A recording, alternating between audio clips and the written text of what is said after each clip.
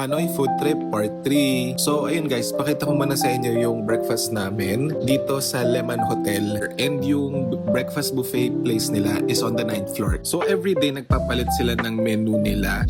For today, ang masarap dito is yung grilled chicken thighs nila na parang may pagka galanggal curry flavor. And yung pinaka-staple dito everyday na hindi mawawala is yung bacon and sausages. So here is the rest of the spread in case you're interested guys. So all meats yung kinuha ko syempre, and the carbs and gulay is dun sa pho. May pho station din pala sila guys, and different protein everyday. So for today, chicken yung sinuserve nila with the pho. So you can never go wrong with pho naman anywhere in Vietnam. So we went to Dang Van Nu Street, or shopping street siya, nakilala for high quality good shopping. To take a break, we passed by Stoffy Hanoi, short for Stop Coffee. At that time, maaga pa kaya wala pang masyadong tao. And I can say the place is very aesthetic. Hindi ko na nga masyadong na-videohan. Ina-appreciate namin lahat ng displays nila dito. So we got first the white coffee. It was creamy, smooth, at hindi sobrang tapang. Perfect kung gusto mo ng mas balanced na coffee. Sobrang thick nung cream niya sa taas guys. You just have to be patient with mixing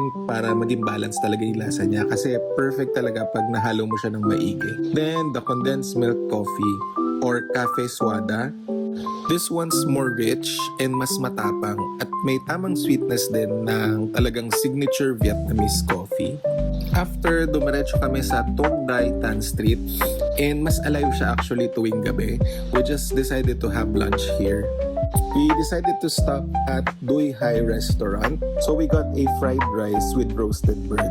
The fried rice was okay. It was good. Yung lasa niya may pagka seafoody style, more on the shrimpy side. So ayun nga guys, yung protein namin, actually hindi namin alam kung anong klaseng bird siya. Turns out, it was actually pigeon. Yes, it's pigeon. It was delicious. The skin was crispy, malinamnam, and yung laman niya is a different taste from chicken. May pagka-atay, very livery yung taste niya. Overall, it was a good experience.